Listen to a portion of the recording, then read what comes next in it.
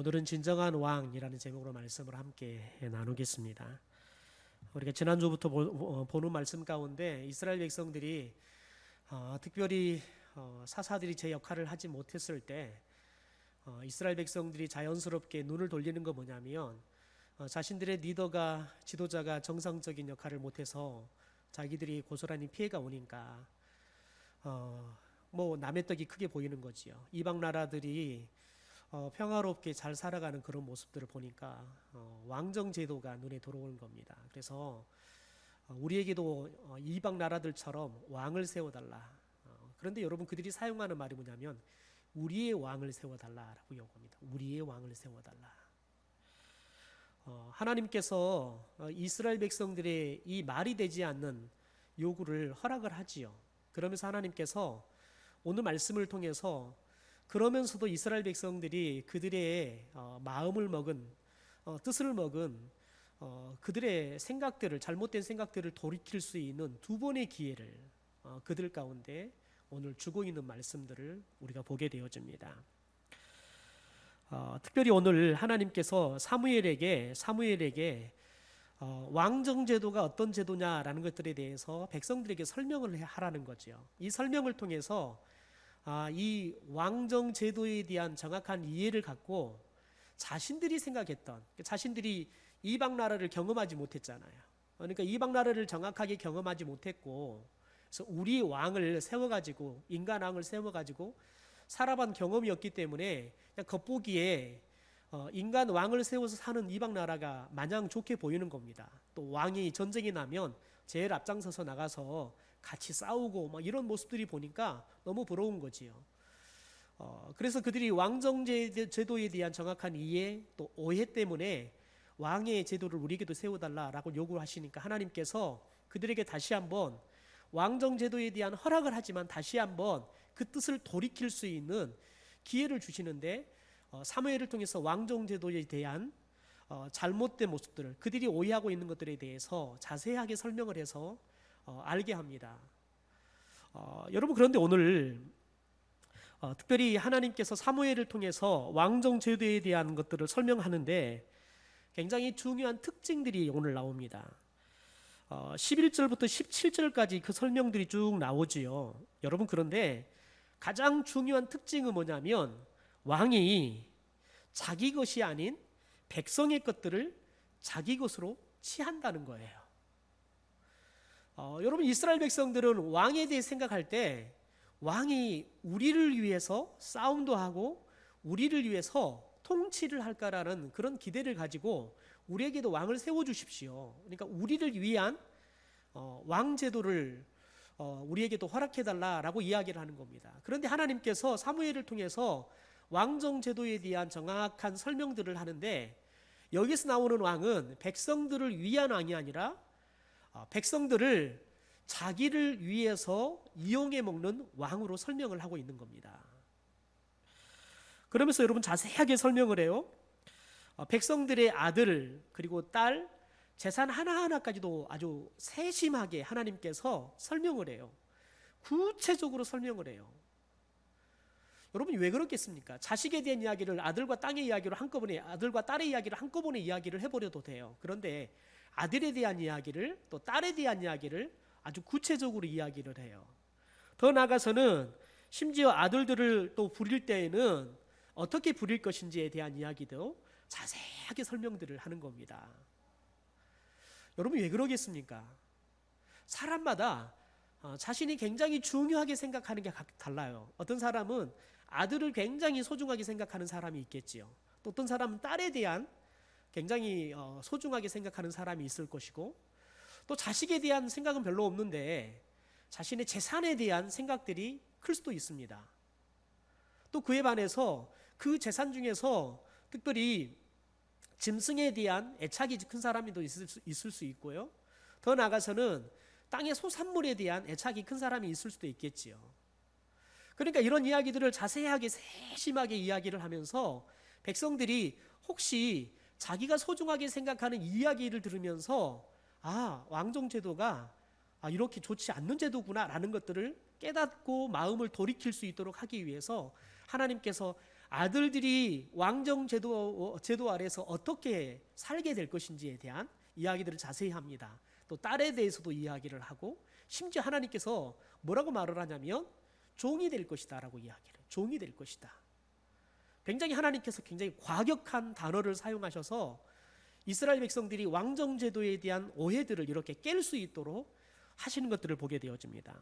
여러분 보십시오. 오늘 특별히 아들들을 데려가면 왕이 어떻게 합니까? 그의 병거와 말을 어거하게 할 것이다. 어거라는 말은 관리하도록 하게 할 거라는 거죠.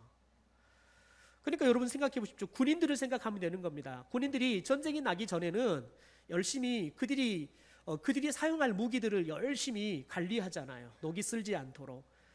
또 이제 고장난 것들은 잘 고쳐서 언제든지 전쟁이 나면 최상의 무기 그 상태를 유지해서 나가서 이 무기들이 제 기능들을 발휘할 수 있도록 끊임없이 그래서 무기들을 수리하는. 그래서 지금 군대도 마찬가지입니다. 매주마다 자신들의 무기들을 계속해서 갈고 닦고 청소하고 제 기능을 하는지 점검하고 이런 것들을 계속 갖지요. 왜냐하면 그 무기들이 최상의 기능을 발휘해야 되기 때문에 그렇습니다. 그런데 아들들을 데려다가 그런 일들을 시키겠다는 거예요. 심지어 보면은 여러분 12절에 보면 아들들을 데려다가 1000부장, 50부장을 삼을 것이다.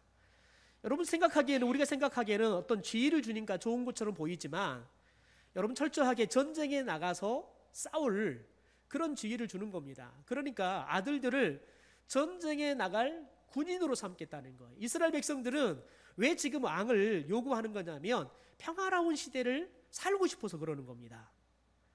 그런데 왕은 평화로운 시대를 위한 그런 시대를 만들어가는 것이 아니라 전쟁을 위한 그런 분위기, 사회적인 그런 시스템들을 만들어 간다는 거예요. 그래서 아들들을 데려다가 자신의 그런 권력들, 더 나아가서는 자신이 더 많은 나라들을 갖고 싶어하는 그런 패권 의식들을, 패권 욕심들을 여러분 취하기 위해서 아들들을 이용해 먹는 왕이 될 거라는 거지요. 여러분 더 나아가서는 오늘 말씀 가운데 보면 보십시오. 아들들을 데려다가 자기 밭을 계속 나오는 거 뭐냐면은 자기 밭, 자기. 왕이 자기를 위해서 아들들도 딸들도 짐승들도 계속해서 이용할 것이다. 그래서 여러분 우리가 11절부터 17절 가운데 보면 왕이 누가 주인으로 나오냐면 왕 자신이 백성들의 주인으로 백성들을 부리는 사람들로 끊임없이 묘사되고 있는 것들을 보게 되어집니다. 더 나아가서는 여러분 자기 밭을 갈기도 하고 자기 밭에 있는 그런 추수를 하는 것도 백성들이 시키겠다는 거예요. 그리고 자기 무기, 병거, 장비들을 만드는데 무기들을 만드는데도 이 아들들을 이용하겠다는 겁니다. 13절에 보면 이제 딸들을 데려다가 뭘 하냐면 향료를 만드는 사람을 삼고요. 요리를 하는 사람으로 떡을 굽는 사람들로 그러니까 왕 자신을 위해서 향료를 만들고 요리를 하고 떡을 굽는 사람들로 딸들을 부린다는 거예요. 그런데 어떻게? 종처럼 부린다는 거예요. 종처럼. 여러분 생각해 보십시오. 이스라엘 백성들이 지금 종이 되려고 왕제도를 세워달란 말이 아니잖아요. 이스라엘 백성들이 가만 보니까 이방 사람들이 왜 저렇게 저들은 자기들을 괴롭히고 그리고 저렇게 풍요롭고 부유하고 그리고 강한 그런 나라로 사는가 봤더니 왕제도라는 거예요. 그래서 자기들도 왕을 세우면 이방 나라들처럼 침략을 당하는 것이 아니라 침략하고 그래서 자기들은 배불리 먹을 수도 있고 더 나아가서는 평화로운 시간들을 살기 위해서 왕제도를 그들은 도입하려고 했던 겁니다. 그런데 왕을 세우면 그들이 생각했던 것과는 정반대의 삶을 살겠다는 거예요. 여러분 딸들이 평화롭게 잘 자라서 이제 때가 되어지면 시집도 가고 그래서 가정도 이루면서 알콩달콩 살아가는 그 모습 보고 싶어서 왕제도 세워달라 그랬다는 거죠. 그런데 그 귀한 딸들을 데려다가 왕이 자신의 종처럼 자신을 위해서 향료를 만들고 요리를 하게 하고 여러분 이런 어떻게 보면 이스라엘 백성들이 조금도 기대하지 않고 이런 삶을 살고 싶지도 않다고 생각하는 그런 삶들을 살게 할 거라는 겁니다. 심지어 여러분 보십시오. 14절에 보니까 밭이나 포도원이나 감람원에서 나오는 소출들 중에서 가장 좋은 것들을 가져다가 왕이 자기 신하들에게 이렇게 하사품으로 주겠다는 거예요.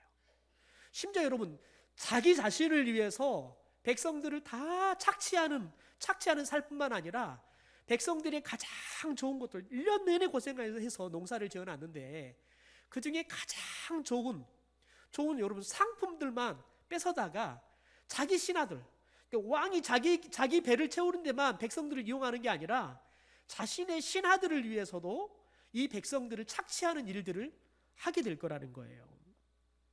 심지어 여러분 보십시오. 세금을 거둬요. 곡식과 포도원의 소산의 11조를 거두게 될 것이다. 그래서 자기 밑에 관리하는 사람들, 신하들에게 월급으로 준다는 거예요. 그러면서 여러분 보십시오. 16절 보니까 노비, 가장 아름다운 소년, 나귀들까지, 그러니까 인간으로 보면 노비들 중에서는 가장 천민이지요. 그리고 가장 아름다운 소년하면 가장 귀하게 여기는 그런 남자아이를 말하는 겁니다. 그래서 짐승들까지도 끌어다가 뭐 하냐면 왕 자신의 일을 시키는 그런 시대가 이 왕정 제도를 통해서 오게 될 거라는 겁니다. 여러분, 그러면서 17절 보십시오. 너희 양떼의 10분의 1을 거둬갈 것이다. 그러니까 땅에서 나오는 것만 10분의 1을 걷어가는 것이 아니라 목축업을 하는 그들의 양떼들도 10분의 1을 걷어가 버린다는 거예요. 그러면서 너희가 그의 종이 될 거다. 이렇게 왕정 제도에 대한 이야기들을 해요. 여러분, 그런데 이스라엘 백성들이 뭐라고 합니까? 18절에 그날에 너희는 너희가 택한 왕으로 말미암아 부르짖되 그날에 여호와께서 너희에게 응답하지 아니하시리라. 여러분, 하나님께서 이렇게 왕정제도에 대한 설명을 쭉 해요. 그런데 너희가 내 이 설명을 듣고도 왕을 세워달라고 해서 너희들이 왕을 택해서, 내가 아니라 하나님이 아니라 왕을 택해서 왕을 세웠는데, 만약 너희들이 이 왕 때문에, 내가 설명한 이 왕정제도 때문에 너희들이 도저히 이제 그 왕치하에 살 수가 없어서 하나님께 와서 하나님 제발 우리 좀 살려주십시오 라고 기도해도 하나님께서는 절대 들어주지 않겠다는 거예요. 너희들의 기도에 응답하지 않겠다. 그러니까 왕정 제도에 대한 설명을 해서 이스라엘 백성들이 좀 오해를 풀고 돌이킬 수 있도록 기회를 주고, 그럼에도 불구하고 그들이 돌이키지 않을 것 같아서 하나님께서 이제는 협박을 하는 겁니다. 너희들이 그때 왕 때문에 너무 괴로워서 나한테 기도해도 나 절대 너희들에게 응답하지 않을 거다. 그럼에도 불구하고 너희들 왕 제도를 도입하려고 하느냐, 이렇게 다시 한번 하나님께서 그들 가운데 기회를 주는 거죠. 여러분, 그럼에도 불구하고 여러분, 이스라엘 백성들이 선택하는 건 뭡니까? 18절에 보니까요, 사무엘의 말을 듣고 거절했다라고 이야기를 해요. 여러분, 그런데 참 우리가 자세히 봐야 될 겁니다. 봐야 될 건 뭐냐면, 오늘 우리가 말씀을 보면서 왕을 보면, 여러분, 왕은 백성들이 기대하는 것과는 전혀 다르게 백성들을 위해서 자기 것은 단 하나도 내놓지 않습니다. 백성들이 기대하는 것처럼 왕은 백성들을 위해서 여러분, 한 가지의 모습도 희생하는 모습이 등장하지 않습니다. 여러분, 백성의 희생을 담보로 왕은 자신의 왕권을 행사할 뿐이에요. 그래서 여러분, 하나님께서 이 이야기를 통해서 이스라엘 백성들이 왕정 제도에 대한 환상을 깨기를 원하는 겁니다. 그런데 여러분, 이스라엘 백성들은 결국 이 환상을 깨지 못합니다. 여러분, 언제 가서 이들이 이 환상이 깨어지냐면, 여러분, 아이러니하게도요, 솔로몬 왕이 통치가 끝나고 난 다음에 솔로몬의 왕 르호보암, 솔로몬의 아들이었던 르호보암이 왕이 되었을 때 이 왕정 제도에 대한 이 하나님의 경고의 말씀을 깨닫습니다. 여러분, 생각해 보십시오. 솔로몬 하면 다윗 왕의 대를 이어서 어떻게 보면 이스라엘이 가장 평화로운 시대를 살았던 때가 이때가 아니겠습니까? 그러니까 여러분, 생각해 보십시오. 처음으로 하나님을 위해서 다윗이 그렇게 짓고 싶었지만 짓지 못했던 성전도 지어요. 또 자신을 위한 왕궁도 아주 화려하게 만들어요. 그 말은 무슨 말이냐면, 그렇게 성전도 만들 수 있고 자신을 위한 왕궁도 만들 수 있도록 만들려고 하면 여러분 두 가지가 필요합니다. 첫째는 많은 사람이 필요해요. 그리고 많은 돈이 필요해요. 그렇다는 말은 뭘 말하는 거냐면 전쟁이 없었다는 거예요. 만약에 전쟁이 있으면 공사를 하는데 힘을 쓸 수 있는 사람들이 동원이 어디로 다 동원이 되겠어요? 전쟁에 동원이 되겠죠. 그러니까 솔로몬 시대 때 성전도 짓고 그의 왕궁도 새로 지었다, 이 말은 뭐냐면 전쟁이 거의 없었다는 거예요. 그래서 예수의 침입이 없으니까 이 젊은 사람들의 힘과 기술력들을 전쟁에 쓰지 않고 성전을 만들고 더 나아가서는 자신의 궁전을 만드는데 동원할 수 있었다는 겁니다. 더 나아가서는 여러분 이렇게 성전도 만들고 궁전도 만들려고 그러면 많은 돈도 필요하겠지요. 또 많은 그런 자재들도 필요하겠지요. 그러니까 이것들을 세금으로, 또 자재들은 백성들이 가지고 있는 것들을 이렇게 다 거둬들여서 돈으로도 거둬들이고 또 재료들로도 거둬들이고 또 부역으로도 이렇게 백성들을 거느리는 겁니다. 그래서 어떻게 보면 솔로몬 시대 때 이스라엘 백성들이 가장 부유하게 살았어요. 감히 어느 나라도 건드릴 수가 없을 만큼 부유하게 살았어요. 그런데 백성들이 가장 피폐한 상황이 그때였어요. 그래서 르호보암이 왕이 되었을 때 요구한 건 뭐냐면 과다한 세금을 걷어두는 것을 좀 너희들이 좀 왕이 좀 줄여주면 좋겠습니다. 또 부역을 너무 우리에게 많이 시켜서 우리들의 일을 할 수 없어 먹고 살 수가 없습니다. 그러니까 부역을 좀 줄여주십시오 라고 요구하지만 르호보암은 여러분 그 요구를 받아들이지 않아요. 그래서 결국은 백성들이 반기를 들어서 여러분 결국은 나라가 두 개로 나눠지는 아픔을 겪잖아요. 여러분 우리는 솔로몬 하면 지혜의 왕이라고 이야기를 해요. 백성들을 위해서 옳은 재판을 하는 사람들 이렇게 했던 왕으로 이렇게 이야기하잖아요.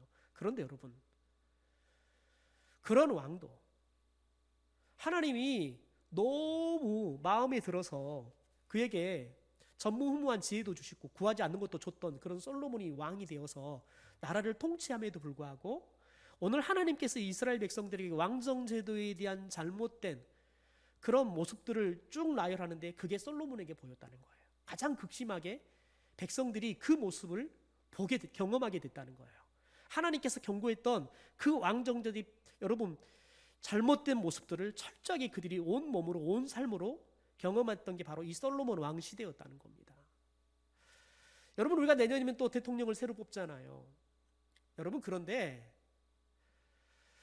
저와 여러분이 기대하는 대통령은 저와 여러분이 죽을 때까지 절대 나오지 않아요. 앞으로 여러분 아무리 탁월한 지도자가 나와도 모든 백성들의 모든 국민들의 마음을 맞춰줄 수 있는 지도자는 절대 나올 수가 없을 거예요. 왜냐하면 국민들의 삶이 너무 다양합니다. 더군다나 여러분 우리나라만 통치를 잘한다 그래서 나라를 잘 다스릴 수 있는 게 아니라 이미 전 세계가 하나가 돼버렸잖아요. 그러니까 우리만 잘 산다고 잘 살 수 있는 게 아니라 전 세계가 하나가 되어서 같이 잘 살지 않으면 같이 힘들어지는 거예요. 생각해 보십시오. 우리가 백신 잘 맞고 또 치료제 나와서 온 국민들이 이제 코로나로부터 자유해져도 문제는 뭐냐면 다른 나라들이 이 코로나로부터 자유롭지 못하면 수출이나 수입이나 여행이나 모든 것들이 다 문제가 되는 겁니다. 회복이 안 되는 거예요. 여러분 그래서 정부가 위드 코로나라는 여러분 그런 시대를 어쩔 수 없이 어느 정도 이제 백신이 맞으면 그 위드 코로나 시대를 시작하려고 하는 이유가 뭐냐면 우리가 백신 다 맞춰도 다른 나라들 가난하고 헐벗은 나라들은 백신을 맞힐 수가 없잖아요. 그러니까 여러분 우리가 코로나 이전으로 절대 우리의 삶이 돌아갈 수가 없다는 거예요. 그래서 여러분 정부가 위드 코로나를 선포하고 그런 시대로 다시 코로나가 완전히 종식되지 않기 때문에 코로나와 함께 살아가는 그런 삶을 어떻게 살 것인가 고민하는 겁니다. 그래서 여러분 어떤 사람이 대통령이 된다 하더라도 저와 여러분의 마음을 다 맞춰줄 수가 없어요. 절대 맞춰줄 수가 없어요. 여러분 그런데 성경은 오늘 말씀에 하나님을 뭐라고 묘사를 하냐면 왕으로 묘사를 합니다. 특별히 시편에 하나님에 대한 묘사들이 잘 나오는데요. 우리 시편 24편 8절의 말씀을 좀 같이 한번 읽어볼까요? 같이 읽죠. 시작. 영광의 왕이 누구시냐? 강하고 능한 여호와시요 전쟁에 능한 여호와시로다. 여러분, 왕 하나님을 영광의 왕이다 라고 이야기를 해요. 그래서 강하고 능하신 하나님이다, 또 전쟁에 능하신 하나님께서 왕이시다라고 이야기를 해요. 그런데 하나님께서 이스라엘 백성들을 뭐라고 말하냐면 자기 백성이다라고 이야기를 합니다. 우리 시편 78편 5절에 52절의 말씀을 함께 읽어볼까요? 그가 자기 백성은 양같이 인도하여 내시고 광야에서 양떼같이 지도하셨도다. 이스라엘 백성들을 하나님께서 자기 백성이다라고 이야기를 해요. 그런데 하나님께서는 왕으로서 자기 백성들을 어떻게 대하냐면 백성들을 양처럼, 목자가 양을 데리고 다니듯이 인도를 한대요. 왜냐하면 양은 시력이 나빠서 목자가 데리고 다니지 않으면 어디가 도대체 풀이 있는지 물이 있는지를 찾아갈 수가 없어요. 왜냐하면 멀리 보고 목초지가 어디인지 또 물이 어디에 있는지를 보고 가야 되는데, 양들은 시력이 나빠서 목초지나 물이 어디에 있는지를 볼 수가 없는 겁니다. 그러니까 목자가 미리 목초지가 어디인지, 물이 도대체 어디가 많이 있는지, 또 어느 지역이 조금 이런 짐승들이 많지 않아서 안전한지, 이런 것들을 전체적으로 다 파악을 하고 양들이 배불리 먹을 수 있는 풀이 있고 또 목을 축일 수 있는 물이 있는 곳, 그리고 또 더 나아가서는 짐승들로부터 피해서 편안하게 쉴 수 있는 그런 곳들을 잘 찾아가지고 양들에게 가장 좋은 환경으로 인도한다는 거예요. 여러분, 하나님은 저와 여러분을 이렇게 양처럼 저와 여러분에게 가장 좋은 환경, 여건, 상황 가운데 우리를 인도하고 계신 줄 믿습니다. 더 나아가서는 여러분, 양떼같이 광야에서 양떼같이 지도를 하신대요. 저와 여러분이 하나님께서 우리가 가야 할 곳이 어디인지, 우리가 또 어떻게 살아야 되는지, 지금 우리가 혹시 잘못하고 있는 것이 무엇인지 하나님께서 우리를 가르쳐 주신다고요. 하나하나 지도해 주신다고요. 또한 시편 135편 12절의 말씀에 우리 같이 한번 읽죠. 시작. 그들의 땅을 기업으로 주시되 자기 백성 이스라엘에게 기업으로 주셨도다. 하나님께서 땅을 기업으로 주신대요. 그러면서 뭐라고 하냐면 자기 백성 이스라엘에게 기업으로 주셨다. 하나님께서 자기 백성 이스라엘에게 가장 좋은 젖과 꿀이 흐르는 가나안 땅을 기업으로 주신 줄 믿습니다. 여러분, 저와 여러분이 기도해야 할 건 뭐냐면 이 목자 되신 하나님께서 또 이스라엘 백성, 자기 백성으로 이스라엘 백성을 삼으셨던 하나님께서 이스라엘 백성들에게 가장 좋은 땅, 젖과 꿀이 흐르는 가나안 땅을 이 이스라엘 백성들에게 축복으로 주시고 또 그곳으로 인도하시고 그곳을 취할 수 있도록 하나님께 직접 싸우셔서 그것을 취하시고 백성들에게 줬듯이 저와 여러분에게도 하나님께서 자기 백성이 되어지면 하나님께서 우리에게 축복의 땅을 허락하실 줄 믿습니다. 그래서 우리가 출애굽기 이야기를 하나님이 자기 백성을 삼은 이스라엘 백성들을 이 애굽 백성에게서 건져낸 사건이다. 그러니까 자기 백성 이스라엘 백성들과 자기 백성이 아닌 이 애굽 백성들과 구별하시는 사건이 바로 이 출애굽의 사건이라는 겁니다. 그래서 하나님께서 이스라엘 백성들을 자신의 백성으로 삼아요. 그리고는 이스라엘 백성들에게 하나님께서 왕이 되시는 겁니다. 그래서 왕이 되셔서 이스라엘 백성들을 위해서 직접 나가서 이 바로 왕과 싸우는 겁니다.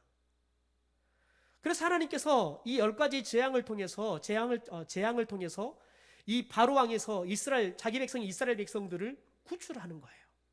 그리고는 그때부터 이스라엘 백성들이 한 번도 가보지 않은 이 가나안 땅을 향해서 이 광야의 길들을 하나님께서 친히 먹이시고 입히시고 더 나아가서는 마시게 하고, 심지어 여러분 신발이나 옷이나 이것이 단 하나 가지고 한 벌 가지고 40년 동안 살아도 떨어지지 않도록 특별한 은혜를, 특별한 기적 같은 역사들을 부어주셔가지고 이스라엘 백성들을 하나님께서 인도하셨다는 거예요. 여러분, 그래서 우리가 출애굽을 통해서 봐야 될 것은 뭐냐면 하나님께서 왕이 되었을 때, 그래서 하나님께서 자신의 백성을 삼은 이스라엘 백성들을 위해서 어떤 왕이 되셨냐는 거예요. 무엇을 하셨냐는 거예요. 왜냐하면 그 왕 대신 하나님은 지금도 여전히 변함없이 자기 백성을 위해서 그런 역사를 지금도 써가고 계시기 때문에 그렇습니다. 여러분, 왕이 되신 하나님, 이 하나님이 세상의 왕과 구별되는 것은 오늘 말씀을 통해 딱 알 수 있는 거 뭐냐면 세상의 왕은 백성을 자기를 위해서 이용해 먹는 사람이라는 거예요. 그러나 진정한 왕이 되신 하나님은 백성을 위해서 자신을 희생하시는 분이라는 거예요. 마태복음 1장 21절의 말씀을 우리 함께 좀 읽어볼까요? 같이 읽겠습니다. 시작. 아들을 낳으리니 이름을 예수라 하라. 이는 그가 자기 백성을 그들의 죄에서 구원할 자이심이라 하니라. 여러분, 여기서 굉장히 중요한 게 있어요. 자기 백성, 이 말입니다. 예수님께서 왕이세요. 예수님께서 왕이신데 자기 백성을 위해서 이 땅에 오셨어요. 그런데 자기 백성을 위해서는 여러분, 왕의 그 화려한 보좌도 다 버리고 오는 거예요. 누구를 위해서요? 자기 백성을 위해서요. 자기 백성을 구원하기 위해서 왕이신 예수님께서 심지어 여러분 자신의 목숨조차도 내어놓고 백성을 위해서 희생하시는 왕이 예수님이라는 거예요. 시편 29편 11절의 말씀을 좀 볼까요? 같이 읽겠습니다. 시작. 여호와께서 자기 백성에게 힘을 주심이요 여호와께서 자기 백성에게 평강의 복을 주시리로다. 하나님께서 우리에게 왕이 되어 주시면 무엇을 주시냐면 우리에게 힘을 주신대요. 더 나아가서는 우리에게 힘도 주실 뿐만 아니라 자기 백성에게 무엇도 주신다고요? 평강의 복도 주신다고요. 여러분, 저와 여러분이 아무리 큰 힘을 가져도 저와 여러분이 살아가는 이 땅은 우리보다 훨씬 더 지혜롭고 훨씬 더 똑똑하고 힘이 센 사탄과 더불어 살아가는 겁니다. 그래서 하나님께서 오늘 우리에게 뭘 준다면 평강의 복을 주신다는 거예요. 여러분, 평강의 복은 뭐냐면 마치 여러분 지금 전쟁이 일어났어요.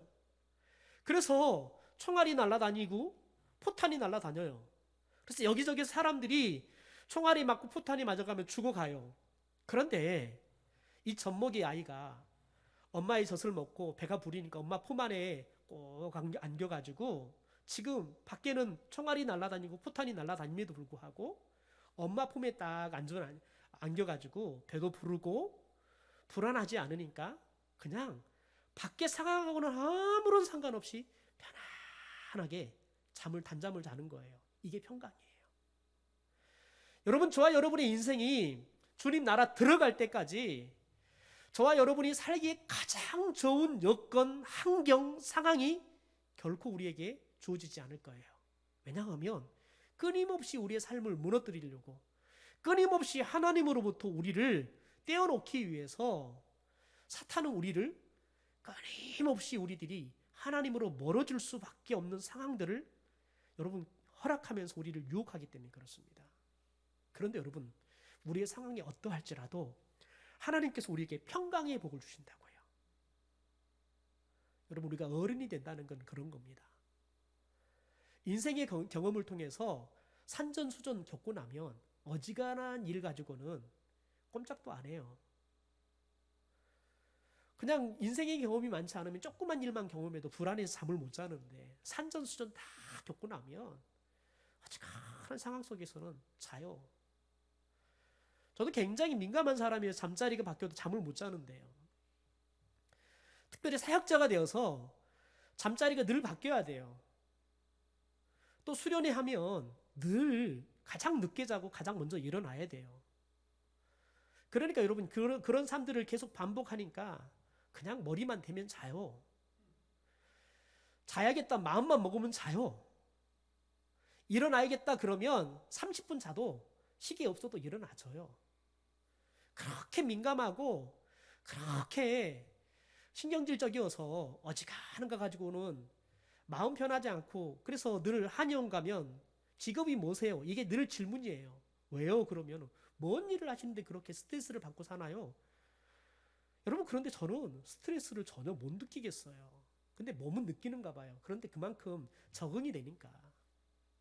그래서 어지간한 거 가지고는 흔들리지도 않아요. 큰일을 만나면 이제는 오히려 더 냉철해져 버려요. 예전에는 화가 나고 분노했는데 지금은 어지간한 일 만나면 그냥 오히려 냉철해져 버려요. 그냥 담담해져 버려요. 먹는 거 아무런 문제가 안 돼요. 저는 아파도 잘 먹고요. 마음 상해도 잘 먹어요. 잘 자요. 왜냐하면 별의별 일들을 다 겪어보니까. 그래서 그런 일들을 겪으면서 하나님이 나와 함께 하시고 하나님이 나를 지켜주신다는 이 믿음이 생기니까 어떤 상황이 벌어져도 내 마음이 하나님의 평안함으로 가득한 거지요. 여러분 하나님께서 자기 백성에게 이런 평강의 복을 주신다 약속하십니다. 저는 우리 성도들이 여러분의 상황이 여러분의 가정이 여러분의 일들이 어떤 상황이 펼쳐질지라도 하나님이 평강의 복을 주실 수 있게 되기를 주님의 이름으로 축원합니다. 그러면 여러분 그 문제는 문제가 아니에요. 왜 문제가 문제냐면 내가 당황하고 이 문제를 어떻게 해결해야 될지 자신감을 잃어버리면 아무것도 아닌 문제가 큰 문제가 되는 거예요. 그런데 여러분 아무리 큰 문제를 만나도 냉철해 버리잖아요. 그리고 그것을 문제라고 생각하지 않으면 그러면 여러분 해결할 길이 보여요. 해결할 방법이 찾아진다고요. 그런데 사람이 당황하고 또한 자신감을 잃기 시작하면 다른 사람은 수가 다 보이는데도 자신만 보이지가 않아요. 그런데 하나님이 우리 가운데 평강을 주시게 되어지면 어지간한 상황 가지고는 저와 여러분이 당황하지 않는다는 거예요. 어떤 상황 속에서도 하나님이 나와 함께하고 내가 어떤 상황에 놓아져도 하나님께서는 나를 인도해 주시고 보호해 주시고 가장 좋은 것들로 채워주실 것이라는 그 믿음 때문에 평강을 누리게 될 줄 믿습니다. 사랑하는 성도 여러분, 이스라엘 백성들이 오늘 그들이 세워주려고 하는 왕, 그 왕은 하나님의 설명에 의하면 이스라엘 백성들이 생각했던 왕의 제도와는 정반대로 백성들을 종으로 만들어서 자신을 위해서 이용해 먹는 왕이 세상의 왕입니다. 그에 반해 하나님, 이스라엘 백성이 진정한 하나님이셨던 이 하나님, 그리고 이스라엘 백성이 진정 왕이었던 하나님께서는 자기 백성을 위해서라면 목숨까지도 내어줄 수 있는 하나님이신 줄 믿습니다. 더 나아가 이스라엘 백성들에게 가장 여러분 때를 따라서 가장 적합한 은혜들을 먹을 것을 주시고 뜯을 것을 주시고 마실 것을 주시고 낮이 되면 여러분 그들을 태양으로부터 지켜주시는 구름 기둥으로 밤이 되어지면 그들을 저체온적으로 지켜줄 수 있는 불기둥으로 여러분 그들이 가장 적당한 그런 은혜를 받고 살아갈 수 있도록 여러분 때를 따라서 늦은 비도 주시고 이른 비도 주시면서 그들에게 가장 적과 꿀이 흐르는 땅을 허락해 주시는 그러면서도 어떠한 상황 속에서도 그들을 위해서 때로는 싸우기도 하시고 또 그들을 위해서 때로는 하나님께서 목숨을 내어놓으셔서 그들을 구원하시는 진정한 왕이라는 겁니다. 여러분, 여러분의 왕은 누구십니까? 여러분이 마음속에 여러분의 주인으로 삼고 살아가는 그분이 누구십니까? 우리가 하나님을 찾으면서도 이스라엘 백성들처럼 또 다른 왕을 찾고 있지는 않습니까? 여러분 우리가 지금 내가 모시고 살아가는 왕이 누구인지 무엇을 보면 아냐면 지금 여러분께서 생각하는 핵심 가치가 뭐냐는 거예요. 가장 중요하게 생각하는 게 뭐냐는 거예요. 여러분이 하루를 살면서 가장 많은 시간 투자하는 게 뭐냐는 거예요. 여러분 그게 여러분의 왕이에요. 여러분 이 시대는 사람들이 왕이 뭔지도 모르고 살아가는 시대예요. 왜냐하면 저와 여러분을 너무 유혹하는 게 많기 때문에 그렇습니다. 저와 여러분이 정말 정신을 차리지 않으면 내가 도대체 누구를 섬기는지도 모르고 살아가는 거예요. 왜냐하면 우리는 너무 많은 정보들을 끊임없이 보고 살아요. 사탄은 저와 여러분에게 야, 이렇게 살면 잘 살 수 있어, 유혹하는 게 너무너무 많은 겁니다. 그래서 여러분, 세상에서 가장 지혜롭다고 하는 사람들이, 여러분, 그런 사람들도 가장 전문적인 지식 가지고 자기가 결국은 사기를 당하는 일들이 벌어지잖아요. 그런 일들이 비일비재하게 일어나요. 왜 그렇습니까? 그게 나의 왕이었기 때문에 그렇습니다. 나의 삶의 핵심 가치였기 때문에 그렇습니다. 여러분, 가만 냉정하게 생각해 보세요. 마치 여러분, 이 시대가 돈에 미친 시대가 아닌 것처럼 보입니까? 우리 젊은 사람들이 돈과 집에 미친 것 같아요. 온통 뉴스는 부동산 문제예요. 돈의 문제예요. 돈 때문에 사람도 잔인하게 죽여요. 왜 그렇습니까? 돈이면 사람 목숨도 살릴 수 있다고 생각하기 때문에 그렇습니다. 돈이 우리의 왕이 되어버렸기 때문에 그렇습니다. 그래서 예수님께서 하나님과 재물을 겸하여 섬길 수 없다 말하는 겁니다. 여러분, 그 어느 시대나 재물이 거의 하나님급으로 사람들을 유혹한다는 거예요. 왜 그렇습니까? 재물이 사람들에게 절대적으로 필요하기 때문에 그렇습니다. 그런데 여러분, 우리가 착각하지 말아야 할 건 뭐냐면, 재물이 없으면 저와 여러분이 못 살 것 같지만 아니에요. 살 수는 있어요. 불편해요. 재물이 없으면 불편할 뿐이에요.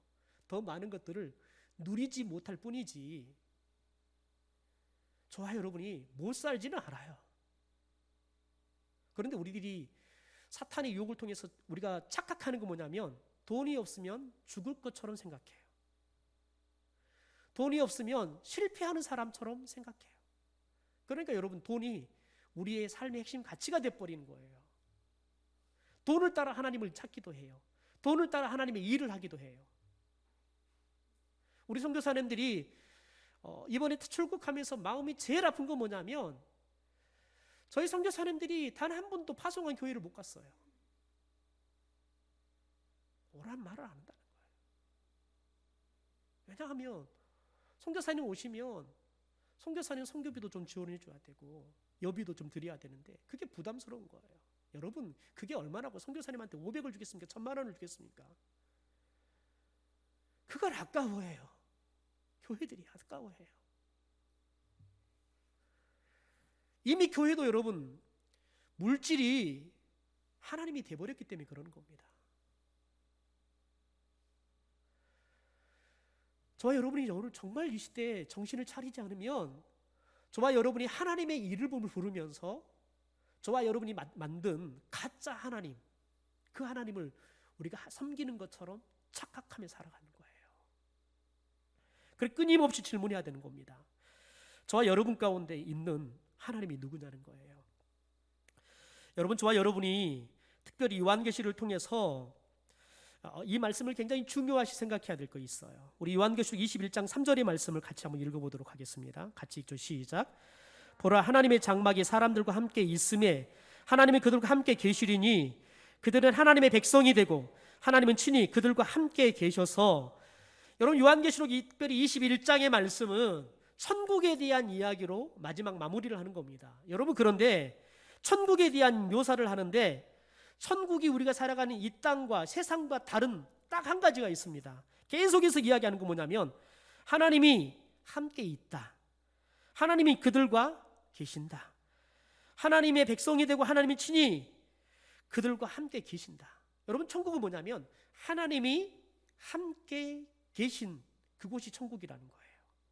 다시 말해서 하나님이 저와 여러분의 왕이 되어주셔서 저와 여러분의 주로 저와 여러분 가운데 함께 계시면 저와 여러분이 그 어디에 있어도 천국이 될 줄 믿습니다. 그래서 사도 바울은 로마서 6장 12절과 13절에 이렇게 이야기합니다. 우리 같이 읽죠.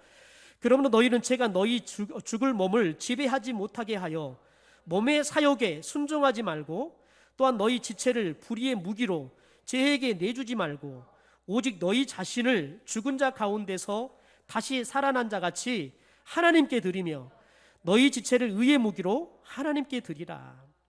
다시 말해, 이 말은 딱 이겁니다. 우리의 삶의 주인 하나님이 되게 하라는 거예요. 우리의 사욕이 우리의 삶의 주인이 돼버리잖아요. 그러면 저와 여러분의 몸을 무엇에 내준다고요? 죄를 짓는 데 내어준다는 거죠. 그래서 저와 여러분의 사욕이 우리의 주인이 되지 않도록 끊임없이 하는 건 뭐냐면 하나님을 우리의 주인으로 모시고 살아가는 겁니다. 그리고 내 몸을, 내 삶을 하나님의 의의 무기로 여러분 헌신해 드리는 거예요. 여러분, 이 시대는 봉사로 믿음을 지킬 수 있는 시대가 아닙니다. 봉사로 하나님의 나라를 확장할 수 있는 시대가 아닙니다. 헌신으로만 우리가 하나님의 교회를 세울 수 있고 하나님의 나라를 세울 수 있습니다. 봉사는 뭐냐면 내가 가지고 있는 돈 가지고, 여윳돈 가지고 한 거예요. 내가 남는 시간 갖고 일하는 거예요. 그런데 헌신은 뭐냐면 없어서 빚을 내어서 하는 게 헌신이에요. 시간이 없어도 시간을 내어서 하는 게 헌신이에요. 제가 서울에 있는 가장 큰 교회 중에 한 교회를 제가 갔을 때 가장 놀라웠던 거 뭐냐면 그 교회는 유급 직원이 거의 없어요. 그리고 거의 성도들이 다 야간 경비조차도 봉사를 해요. 그런데 제 마음 가운데 가장 도전이 됐던 두 가지 모습이 있습니다. 10시 반이 되었는데 양복을 입은 사람들이 양복을 화장실에 걸어놓고 이 하얀 와이셔츠를 팔 걷어붙이고는 화장실을, 여러분, 고무장갑을 끼고 그 더러운 화장지들을 다 치우고 밀걸레로 다 청소를 하고 다니는 거예요. 아침이 됐는데 8시가 됐는데 양복을 입은 사람들이 또 나타났어요. 그 사람들이 무엇을 하냐면 양복을 벗고 넥타이를 벗고 하얀 와이셔츠를 이렇게 말고는 앞치마를 두르고는 설거지를 하는 거예요. 땀을 펄펄 흘리면서 설거지를 하는 거예요. 그러더니 한 8시 40분 되니까 다 정리를 하고 양복을 입고 땀 뻘뻘 흘린 그 몸 가지고 가는 거예요. 그래서 물어봤어요. 저 사람들 누구냐 그랬더니 교인들이라는 거예요. 자기들이 봉사할 수 있는 시간들을 정해가지고 그렇게 와서 봉사한다는 거예요. 그래서 퇴근하고 10시가 넘은 시간에 와서 화이트 칼라들이 와서 그렇게 그 더러운 화장실들을 청소를 하는 거예요. 아침에 출근하기 전에 와가지고 교회에서 밥 사 먹고 그리고는 설거지하는 일들을 하는 거예요. 땀 뻘뻘 흘린 그 모습 가지고 그 몸 상태로 출근을 하는 거예요. 그런 성도들이 그렇게 헌신해서 무엇을 하냐면 그 돈을 아껴서 농어촌 교회나 개척교회나 선교사에게 돈을 쓰고 있다는 거예요. 여러분, 그분들은 남는 시간을 가지고 봉사하지 않더라고요. 그래서 그분들이 회사를 갈 땐 뛰어간대요. 최대한 봉사를 하고 짧은 시간 출근을 해야 되니까 거의 막 뛰어다닌다니, 그런 시간, 그런 행사들을 하면요. 그래서 목사님들이 그런 성도들을 보면서 자기들도 게을리할 수가 없다는 거예요. 여러분, 우리가 적당한 내가 할 수 있는 시간, 내가 드릴 수 있는 재물관련 하나님의 나라, 하나님의 교회를 세워갈 수 없어요. 이 시대는 우리가 헌신하지 않으면 우리 안에 하나님이 주인 될 수도 없을 뿐만 아니라 하나님의 나라와 또한 복음을 위해서, 세계 선교를 위해서 저와 여러분이 할 수 있는 게 아무것도 없어요. 왜냐하면 사탄의 세력은 여러분, 우리들이 봉사해서는 감당할 수 있는 시대가 아니기 때문에 그렇습니다. 그러므로 여러분, 이 저녁이 하나님께서 저와 여러분의 진정한 왕으로 우리의 삶의 주인이 되기를 주님의 이름으로 축원합니다. 우리의 삶이 적당하게 하나님께 봉사하는 삶이 아니라 우리의 주인 되시고 우리의 만왕의 왕이 되시는 하나님께 헌신하며 살아갈 수 있는, 그래서 저와 여러분의 삶이 사탄의 세력들을 이겨버리고 하나님의 나라를 확장하고 우리 교회가 하나님의 나라를 위해, 세계 복음화를 위해 쓰임받는 그런 탁월한 교회로 세워지는 역사가 있게 되기를 주님의 이름으로 축원합니다.